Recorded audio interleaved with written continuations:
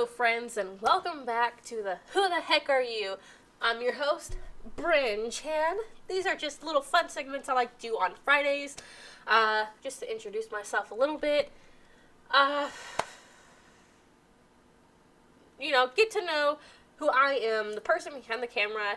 Yes, I'm not wearing the headset today. I decided I was going to give this mic a try again, because this is a really good mic, that I will probably replace with an even better mic at some point. But I was doing some testing runs yesterday. My desk does look even dirtier than yesterday. We have not cleaned. So this is just a little bit of behind the scenes where I, haven't even a little bit more behind the scenes than it usually is. Because I haven't cleaned up my desk area. I haven't, that side's usually always clean because we don't really use that side. We're mainly over here. So this side can get kind of cluttered. It looks even worse now because the mic is in the way of everything. But yes. So today I don't really have a lot to say about myself, because I discovered some interesting things about my husband. So we're going to go off a little bit about him and his family. So, without further ado, let's get into it. Okay. So, we're going to start this off with the Khmer Rouge. Now, if you don't know, there was basically a civil war in Cambodia, back in about the 70s. My husband's mom is from Cambodia. She got out of there, so she was a refugee from Cambodia. His dad was born in the Chinese embassy in Cambodia as well. She wasn't born in the embassy, he was.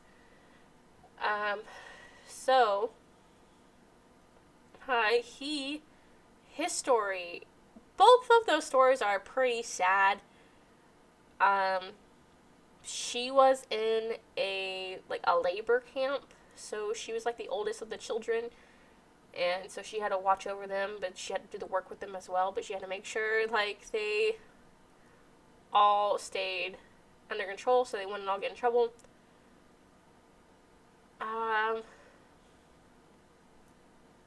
Sorry, I got distracted because I realized one of my medications are out of date. They really didn't get to eat, so they would work and they'd come back and they'd eat, but if they didn't finish their work throughout the day, they would leave them out in the field overnight and then come back in the morning to check on them so they can do their work again. They'd have them stay out all night to do their work, so they didn't get to eat. And so, as far as I know, when the Khmer Rouge came down to their side, they needed somebody who would be willing to help them carry their stuff. Sorry, I do apologize for the sniffing still. I am still getting over stuff. It's at those last stages where it stings right in here. It makes my eyes water. Okay. So she volunteered really fast because she knew that if she did, then she would have food every day. So she would have food. His dad, on the other hand, I do believe his dad is older than his mom. They're not together right now. They divorced a long time ago, so, I don't know his as much as I know hers because I only get it from my husband. So, I guess the Khmer Rouge, they infiltrated the Chinese embassy and they just took everyone. Everyone. especially people who looked smart. So they put them on a firing line, and they basically were like, we'll give you 20 seconds to run to get to that tree line. You get 20 seconds. And as my husband says, it is his dad had told him, he counted in his head that they didn't even wait 20 seconds. They did 15.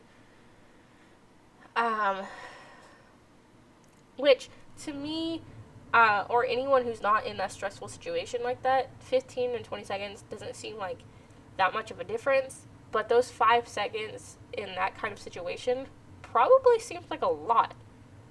A lot more time that they could have had. But I guess he had 2 servants with him, and they handed him whatever they had in their pockets, handed it to him, and they're like, we'll run behind you, we'll protect you, so when you get to the other side, you'll make it to the tree line. Don't worry about us. If we make it, we'll be right behind you, and then you can give us the stuff back. But if, we don't make it, at least you'll have something. And I think what my husband said was he had a pack of cigarettes and a lighter. Those were the only things that he had. And I think he spent 6 months in the jungle, or the forest, or jungle. I don't know. I'm not familiar with the region of Cambodia, so I'm not entirely sure.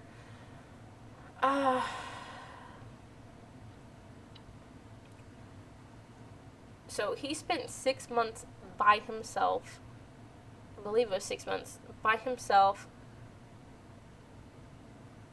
in the forest. And according to my husband, he made up 1 pack of cigarettes last 6 months. I don't smoke, but I'm sure they were stale.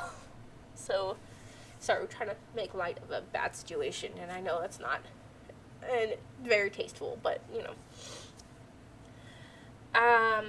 But I guess he wandered out of the woods when he didn't know what side to trust. He was getting propaganda from America, he was getting propaganda from Cambodia. There were both sides, he didn't know who to trust.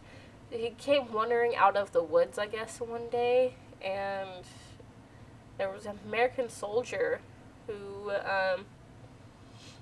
could have shot him because he did come out with a gun.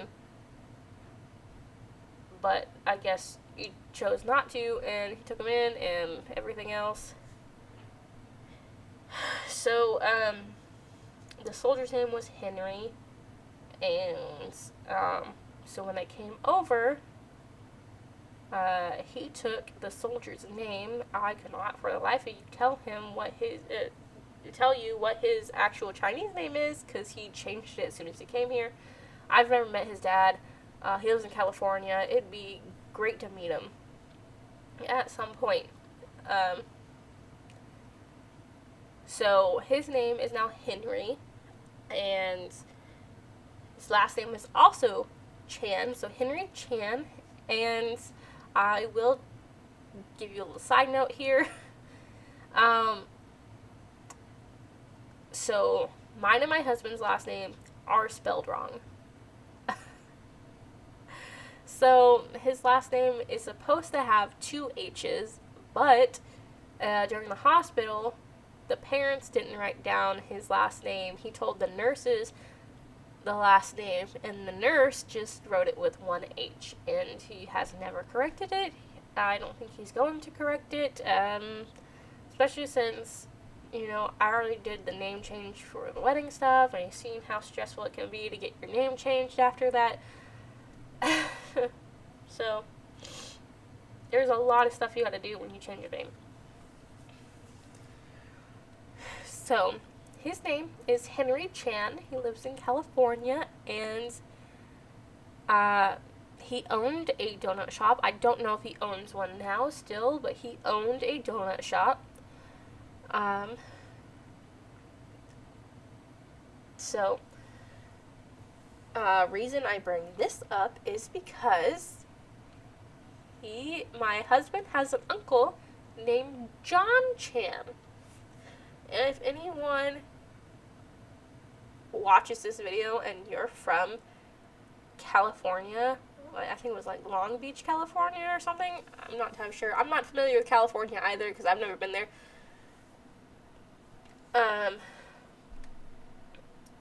He has a brother named John Chan who owns this donut shop called City Donuts, I believe.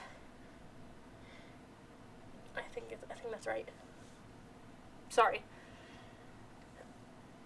Well, apparently he is a really great pillar of the community, and he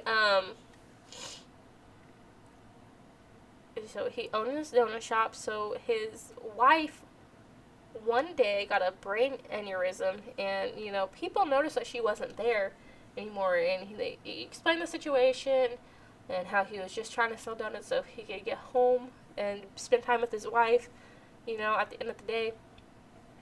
And so I guess the people at this donut shop who frequented this donut shop tried to get him to let them set up a GoFundMe or raise money, stuff like that. And he said no. He said, no, it's okay. I'm just going to sell the donuts and we'll get it done that way. So I guess, and this is just from what I've heard,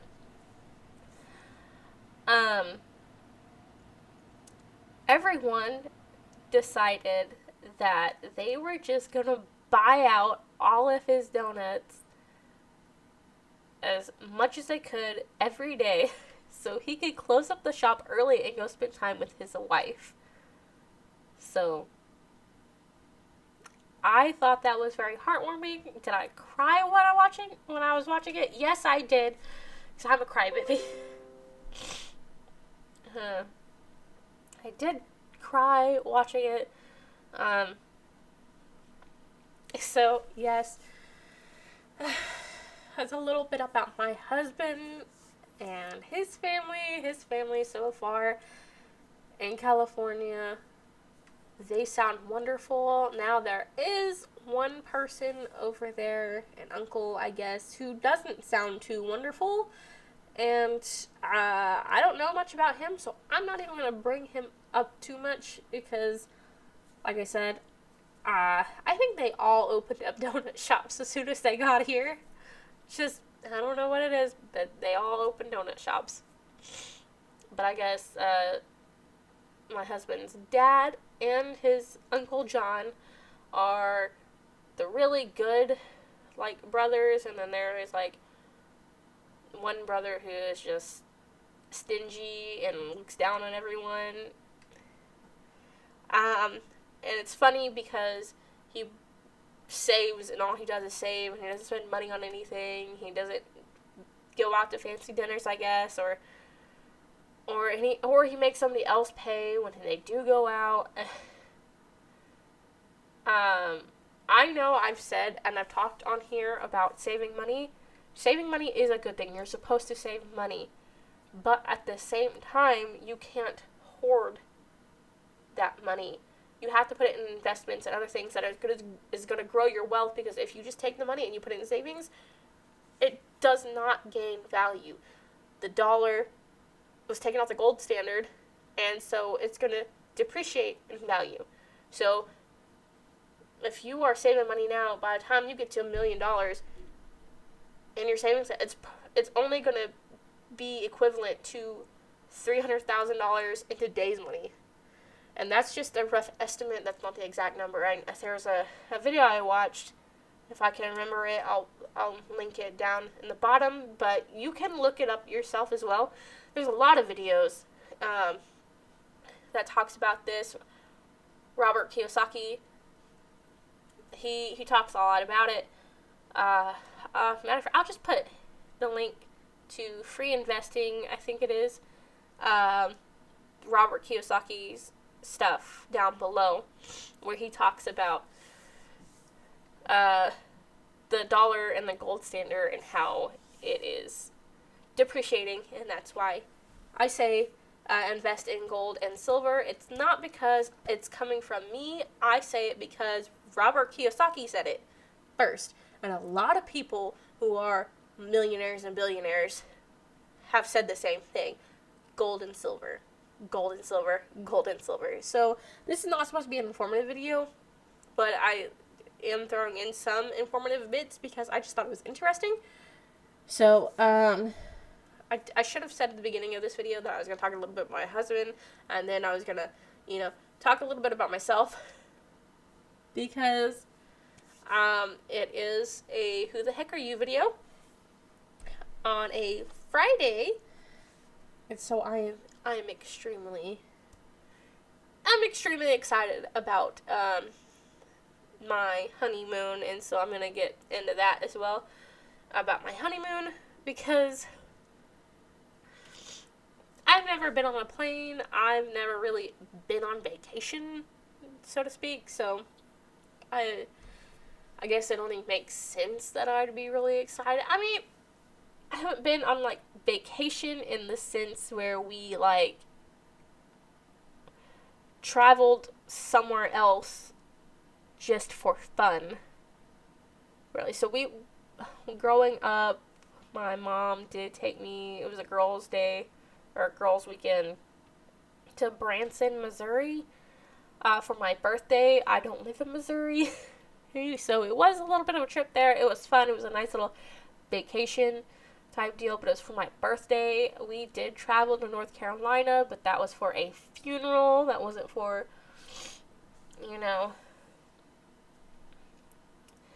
fun and what have you. So, I mean, we did stop at shops and we picked up little trinkets and stuff because, I don't live in North Carolina. The mountains there are beautiful, though. So, if you ever get a chance to go to North Carolina, it is breathtaking. At least where we went, it was beautiful. So, but this is my first actual vacation. We'll be gone for 2 weeks. We're going to Takayama, Japan. So we're gonna get on the airport.